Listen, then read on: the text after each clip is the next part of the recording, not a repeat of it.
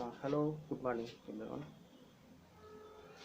तो आज हम दोस्तों बात करेंगे लीनियर इक्वेशंस हों अगर विथ टू वेरिएबल, तो उसका हम सॉल्यूशन कैसे निकालेंगे। तो सबसे पहले मैं लीनियर इक्वेशन लिख रहा हूँ, इसमें कि दो वेरिएबल्स होंगे। इसके चार मेथड हैं। तो पहला है आपका कि हम ग्राफिकल मेथड से सॉल्यूशन निकाल सकते हैं, एक है इसमें एलिमिनेशन मेथड, तीसरा है इसका सब्स्टिट्यूशन मेथड, और चौथा है क्रॉस मल्टीप्लिकेशन मेथड। तो हम इन चारों पर बात करेंगे। ये चैप्टर 3 आपका क्लास 10 में पूरा इसका कवर करेगा। तो चलिए पहले दो लीनियर इक्वेशन लिखते हैं। लीनियर मतलब उसका डिग्री 1 होगा और वेरिएबल्स तो होंगे। ऐसे आप तमाम इक्वेशन देखे होंगे, अब उसको थोड़ा डिटेल्स में हम लोग पढ़ेंगे। तो चलिए दो आपके पास अगर इक्वेशन है, एक का नाम है चलिए a1x plus b1y plus c1 equal to 0। Standard equation तो आपका ही होता है ना, ax plus by plus c equal to 0। ये आपका स्टैंडर्ड इक्वेशन है। स्टैंडर्ड इक्वेशन है लीनियर का, और इसमें कि दो वेरिएबल हैं x और y।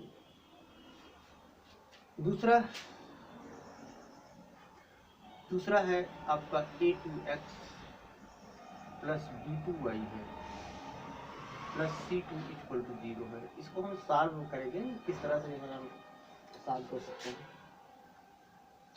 इसमें a1 b1 c1 a b c ये तीनों जो है कोई कांस्टेंट वैल्यूज है, कोई रियल नंबर होंगे, और x और y ये वेरिएबल्स हैं। हमें इसी x और y की वैल्यू निकालना होगा। सॉल्व करने का मतलब यही है, सॉल्यूशन इसका यही है। तो जरा इसकी पहले कैरेक्टरिस्टिक देखें कि अगर a1 b1 या c1 इन तीनों की वैल्यू अगर डिफरेंट इक्वेशंस होंगे, इसमें डिफरेंट होंगी, तो इसमें क्या इसकी कैरेक्टरिस्टिक क्या है कि a1 b1 c1 पर किस तरह से डिपेंड करेगा इस लीनियर इक्वेशन की वैल्यू। तो इसके लिए तीन इसके हैं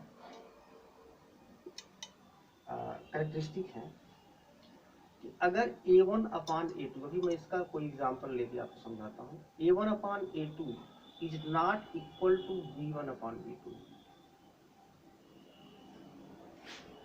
तो जो सॉल्यूशन आएंगे, सॉल्यूशन जो होगा वो यूनिक होगा। यूनिक मतलब x की वैल्यू भी आपकी एक रहेगी और y की वैल्यू भी एक रहेगी। यूनिक सॉल्यूशन, यूनिक सॉल्यूशन, या इसी के नाम होगा कंसिस्टेंट।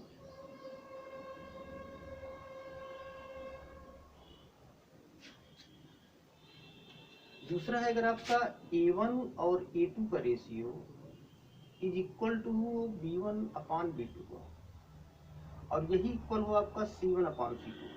मतलब ये जो आपके कोएफिशिएंट है, अगर इनका रेशियो सब सेम है, तो जो इसका इक्वेशन निकलेगा, वो जो लाइन आएगी वो तो कोइंसिडेंट होगी।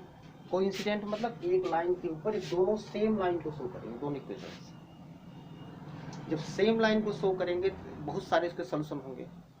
अगर एक ही जगह दोनों, जैसे अगर आपके पास दो ऐसे, इसका मान लीजिए फर्स्ट इक्वेशन का एक हमने ऐसे कोऑर्डिनेट बनाया हुआ, मान लीजिए फर्स्ट इक्वेशन आपका ये है, फर्स्ट इक्वेशन को शो कर रहा है a1x plus b1y plus c1 equal to 0। और ये जो है दूसरा वाला इक्वेशन, चलिए ऐसे आ गया, मान लीजिए दूसरा वाला इक्वेशन आपका है a2x plus b2y plus c2 equal to 0 है। फर्स्ट इक्वेशन के लिए लाइन है, ये सेकंड इक्वेशन के लिए लाइन है। मान लीजिए ये दोनों एक दूसरे को इंटरसेक्ट कर रहे हैं, तो ये जो है आपका सॉल्यूशन होगा एक्स वाई। एक्स और वाई की वैल्यू यही होगी जहां पॉइंट ऑफ इंटरसेक्शन। तो इसके लिए जो नेसेसरी कंडीशन आएगा कि अगर कोई पर्टिकुलर सॉल्यूशन मिले एक्स और वाई का, इसके लिए जो नेसेसरी कंडीशन होगा हमेशा a1 upon a2 should not be equal to b1 upon b2। अगर ऐसा नहीं होता है तो आपका यूनिक सॉल्यूशन नहीं मिलेगा। तो कोई भी आप इक्वेशन सॉल्व करने से पहले अगर linear equation with two variables है, तो सबसे पहले आप इसमें देख लीजिए ऐसे ही कि A1/A2 और B1/B2 का रेशियो कहीं सेम तो नहीं है। अगर सेम होगा तो फिर उसका सॉल्यूशन नहीं मिलेगा। तो सबसे पहले हमको यही काम देखना होता है। फिर पता लगा पूरा आपने सॉल्व किया, बाद में उसका सॉल्यूशन नहीं निकल रहा है। तो फर्स्ट ऑफ ऑल आप यही काम करिए कि A1/A2 निकालिए और B1/B2 निकालिए। दोनों को सेम नहीं होना चाहिए। अगर सेम नहीं होगा तो कहीं न कहीं दोनों जो है इंटरसेक्ट करेंगे लाइंस, और जो पॉइंट ऑफ इंटरसेक्शन होगा वही आप वहाँ पे आप देख लीजिए कि इसमें x की वैल्यू क्या आ रही है, y की वैल्यू क्या आ रही है, तो आपको x y उसको सॉल्व हो जाएगा। अब दूसरा केस है, अगर A1/A2 this will be equal to B1/B2 हो और यही इक्वल हो C1/C2, मतलब इसका तीनों का रेशियो सेम हो, तो उस समय ये आपका जो लाइन होगा ये दोनों एक दूसरे के ऊपर कोइंसिडेंट करेंगे, इंपोज करेंगे। जैसे अगर आपका एक लाइन ये है, ये आपका फर्स्ट इक्वेशन से बना हुआ है इससे, तो दूसरी वाली लाइन भी आपकी यही होगी। मतलब अगर ये A1/A2 is equal to B1/B2 equal to C1/C2 होगी, तो दोनों लाइंस एक ही लाइन होंगे। मतलब एक लाइन के ऊपर ही दूसरा लाइन इंसिडेंट करेगा, कोइंसिडेंट होगा। तो इसका मतलब कि अब सॉल्यूशन तो बहुत सारे पॉइंट हो गए, तो सॉल्यूशन इसका जो निकलेगा that should be infinitely many solution, mini solution. मतलब पूरी लाइन पर तो बहुत सारे इनफाइनाइट पॉइंट्स हैं, तो इनफाइनाइटली से सॉल्यूशन निकलेगा। इसका मतलब कि आपको केवल ये इतना टेस्ट करना सबसे पहले।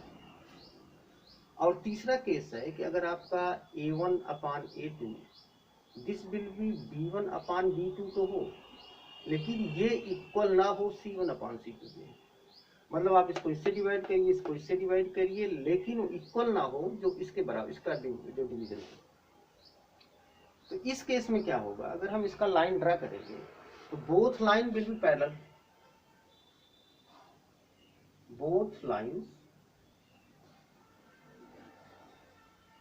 will be parallel, will be parallel। जब ये पैरेलल हो जाएगा तो कहीं पर वो इंटरसेक्ट करेगा ही नहीं, मतलब कि नो सॉल्यूशन है, नो सॉल्यूशन। तो ये तीनों केसेस बहुत अच्छे से आप समझिए कि अगर A1/A2 equal to not B1/B2 is not equal to B1/B2, तभी आपको सॉल्यूशन इजेक्ट मिलेगा x और y का। और अगर ये सिचुएशन आ रही है इनफाइनाइटली मेनी सॉल्यूशन, मतलब एक लाइन दूसरे लाइन के ऊपर कोइंसिडेंट करेगी। और तीसरा है कि अगर A1/A2 इक्वल टू B1/B2 हो लेकिन C1/C2 के बराबर ना हो, तो ये दोनों लाइंस एक दूसरे के पैरेलल होंगी लाइक दिस, ऐसे।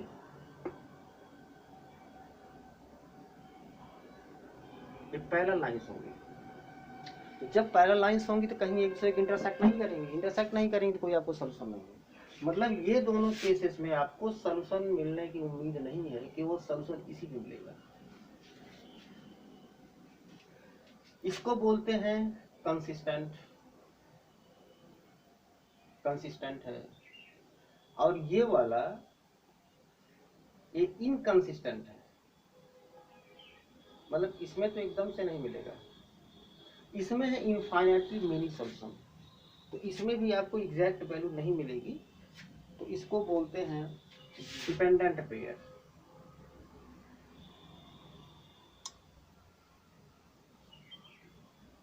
डिपेंडेंट पेयर मतलब एक के ऊपर x, हर x की वैल्यू के लिए आपको एक y की वैल्यू मिलेगी और फिक्स कोई वैल्यू इसका नहीं मिलेगा आपको। तो ये जैसे इसमें मैं एक समझा देता हूँ एग्जांपल के लिए। इसमें दो एक्सरसाइज तो इसी पर केवल है। एग्जांपल के लिए जैसे अगर हमने लिख दिया कि x minus 2y equal to 0 है, इक्वल टू 0 मतलब कि 0 इक्वल टू 0 कर दीजिएगा, और 3x है plus 4y minus 20 equal to 0। अब इसमें सीधा यही पूछते हैं कि भैया बताइए कि इसका सॉल्यूशन होगा कि नहीं होगा, या होगा तो उसका कैरेक्टरिस्टिक क्या है। तो इसमें अगर A1/A2 करूँ, A1/A2 और इधर B1/B2 लिखता हूँ, इसको पहले C1/C2 लेता हूँ। A1/A2 this will B 1/3, B1/B2 ये आपको हो गया -2/4, C1/C2 इक्वल टू 0/-0/-20। तो अब हम इसमें देख रहे हैं कि 1/3 और 2/4 मतलब 1/2 -1/2 इज नॉट इक्वल, यानी कि A1/A2 is not equal to B1/B2। अब इसका मतलब ये आपका इक्वेशन दोनों एक सोल्यूशन देंगे, एक यूनिक x की एक वैल्यू आएगी और y की एक वैल्यू आएगी। इससे आप दोगे, चाहे आप 4 मेथड हैं आपके पास, कैसे भी आप इसके जो है किसी मेथड से आप अलग मेथड भी मैं एक्सप्लेन करता हूँ। अगर दूसरा इक्वेशन इस तरह से हो, मान लीजिए कि 2x + 3y - 9 = 0 और 4x है, दूसरा है आपका 6y + 6y - 18 = 0। तो अब 2x 2/4 करेंगे तो भी 1/2, 3/6 करेंगे तो भी 1/2, मतलब A1/A2 और ये भी आपका -9/10 भी 1/2 रेशियो जब लेंगे इसका तो ये तीनों बराबर हैं, तो इसको ये फॉलो करना है इसको। इसका मतलब ये हो गया कि अब जो है हमारे पास इनफाइनेटली मेनी सॉल्यूशंस हैं, मतलब कोई फिक्स वैल्यू x और y की नहीं मिलेगी। तीसरा आपका ये है कि अगर ये यहाँ मान लीजिए आपका इसका कुछ भी रेशियो हो सकता है, जैसे हमने 6 ले लिया, ये 6 ले लिया और यहाँ पर हमने किया 9, यहाँ कर दिया 27, तो 1/3 1/3 हो जाएगा।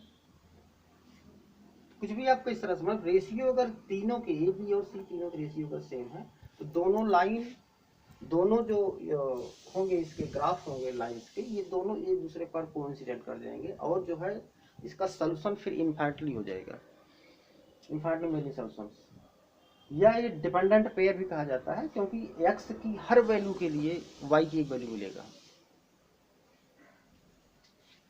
अच्छा, तीसरा केस है आपका कि अगर जो है दोनों A1/A2 ये तो हो, A1/A2 और B1/B2 C1/C2 है। तीसरा हमने लिखा था कि अगर आपका A1/A2 this will be equal to B1/B2 और ये C1/C2 के इक्वल ना हो, तो उस केस में ये दोनों लाइनें पैरेलल होंगी इस तरह की। तो जब पैरेलल हो जाएंगी तो कहीं पर ये वो इंटरसेक्ट ना कर रही हैं, ना ये कोइंसिडेंट कर रही हैं, इसका मतलब हो गया कि अब इसका कोई सॉल्यूशन नहीं मिलेगा, जिसमें नो सॉल्यूशन हो जाएगा। एग्जाम्पल के लिए हम चलिए कोई एक ऐसा दिखा देते हैं। चलिए मान लीजिए 9/10 ही है, चलिए 10 है। तो अब इसका जब रेशियो तो 1/3 आया, लेकिन इसका रेशियो आपका हो गया -9/10। तो ये किसको शो कर रहा है? A1/A2 equal to B1/B2 is not equal to C1/C2। इसका मतलब कि इसका दोनों अगर मैं ग्राफ ड्रा करता हूँ या सॉल्व करने की कोशिश करता हूँ तो देयर इज नो सॉल्यूशन। जब नो सॉल्यूशन आता है तो उसको हम कहेंगे इनकंसिस्टेंट है। तो ये तीनों जो है लगभग कई क्वेश्चन हैं इस पर, आप इसको देखिएगा। तो इसकी एक कैरेक्टरिस्टिक के बारे में बात हो गई है। अब जो है हम इसके सॉल्यूशंस जो निकालेंगे, उसको निकालने के लिए आपके पास 4 मेथड हैं। तो उन चारों मेथड के बारे में हम एक ही ऐसा क्वेश्चन करेंगे जिसको चारों मेथड से सॉल्व करके आपको हम दिखाएंगे। तो चारों का नाम तो पहले मैं लिख दे रहा हूँ कि pair of linear equations of two variable. ये अगर हम इसका सॉल्यूशन निकालना चाहें तो इसके लिए आपके पास ऑप्शन 4 हैं। आप किसी से भी सॉल्व कर सकते हो। नंबर 1 है आपका ग्राफिकल मेथड,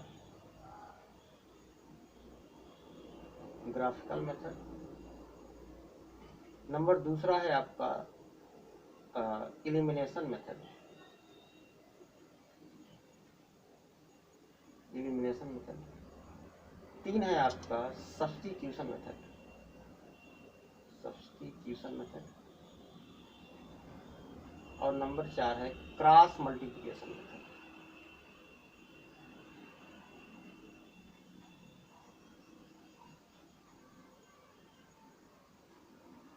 ये 4 हैं, ये चारों के बारे में हम डिस्कस करेंगे। एक ही कोई हम ऐसा क्वेश्चन उठाएंगे जिसको हम इसको चारों टाइप से सॉल्व करके आपको समझाने की कोशिश करेंगे। ठीक है, हम नेक्स्ट वीडियो जो है अभी अपलोड करते हैं।